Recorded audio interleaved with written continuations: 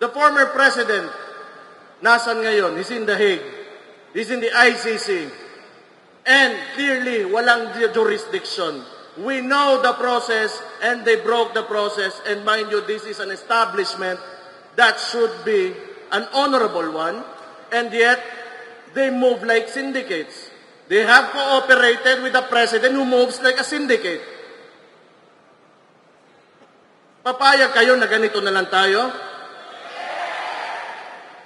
We have to do our duty and responsibility for our country. All of us members of this party will not have an ambition of its own, and our collective ambition is to lift this country up from all of this corruption, from all of this evilness that is happening to our country right now. This should stop right now in the 2028 elections.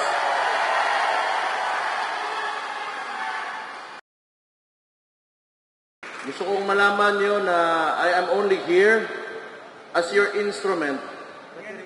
I am not here for personal ambition. I am here to make this country work. Masyado nang mataas yung masyado nang maraming nangyari. The core objective of one of the core objectives of PDP Laban is what?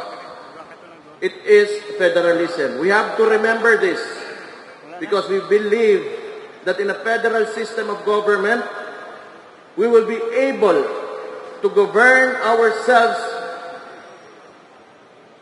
kung paano natin talaga gusto yung direksyon ng ating bansa. Look now, in a unitary system of government, anong nangyayari sa atin? We are paying our taxes. Saan napupunta ang mga buwis natin?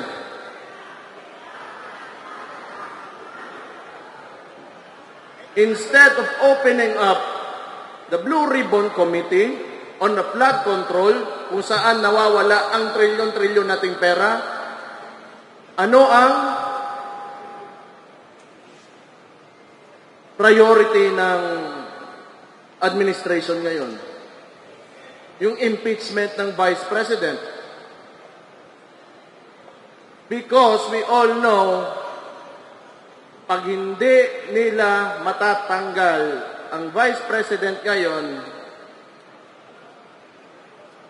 hindi sila makalagay ng presidente nila on the 2028 elections because he is a great threat sa presidency this 2028. Now, I go back.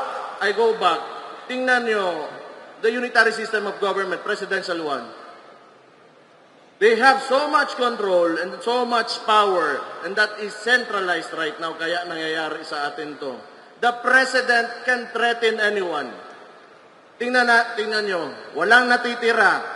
Dalawa nating senador, isa nating senador, kinulong nila. Our guest candidate during the midterm elections, Rodante Marcoleta, just because he wants to open the Blue Ribbon Committee on Flood Control, anong ginawa sa kanya? Do we even have freedom at all at this point dito sa bansa natin? The former president, nasan ngayon? He's in The Hague. He's in the ICC. And clearly, walang jurisdiction. We know the process and they broke the process. And mind you, this is an establishment that should be an honorable one. And yet, they move like syndicates. They have cooperated with the president who moves like a syndicate. Papayag kayo na ganito na lang tayo? We have to do our duty and responsibility for our country. All of us members of this party will not have an ambition of its own, and our collective ambition is to lift this country up from all of this corruption, from all of this evilness that is happening to our country right now. This should stop right now in the 2028 elections.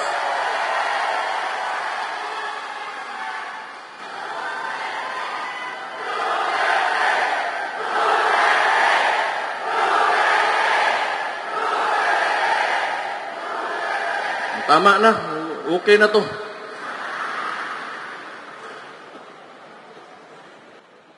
Yung mahalaga kasi, yung kinabukasan. I have children. You have children. You have grandchildren. What kind of future do you want for these kids? A worst one that we have now, or a better one? So we have to fight.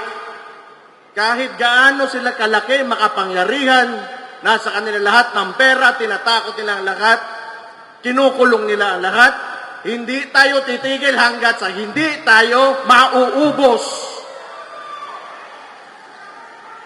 Pero mauna muna kayo ha, ako na last kulong.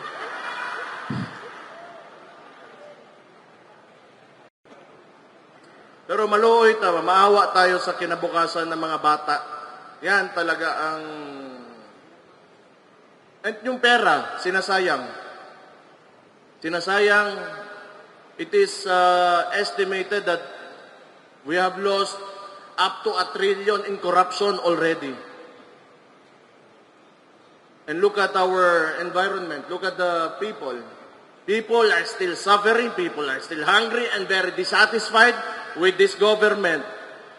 The survey showed, ang presidente natin ngayon got a survey, an approval rating, which is a disapproval rating, negative 27. Di na natin kailangan pag-usapan pa. The people are already the people already know. The people already know. We are tired and we do not want this anymore. But I guess the upside of things, tingin ko rin naman maganda. Kasi nakita ng mga Pilipino kung ano ang klaseng gobyerno ang hindi maganda. They have contrast to what former President Rodrigo Duterte did to this country when he was president. And he made this country great. He made us Filipinos proud of our country. So which is good contrast. Ngayon, pag upo ni Bangag, ano nangyari? That is why people are very dissatisfied because nakikita natin ang difference, ang diferensya ng noon at ngayon. I think marami pa tayo on the agenda.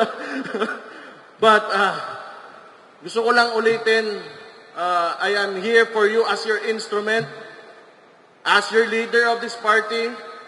Kung anong gusto nyo ang direksyon na susundin natin, I will listen to you.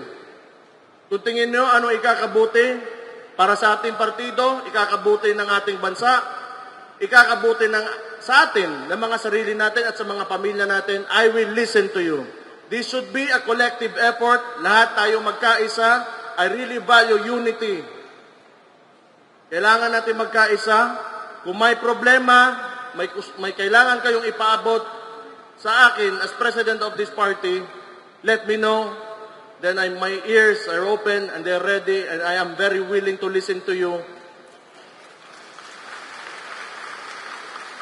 All the members, galing sa pinakababa hanggang sa akin sa pinakataas. Thank you so much for your trust again and confidence in me. Maraming salamat. Mabuhay kayo. And soon, kita-kita tayo. Wag lang kayo talagang tumigil.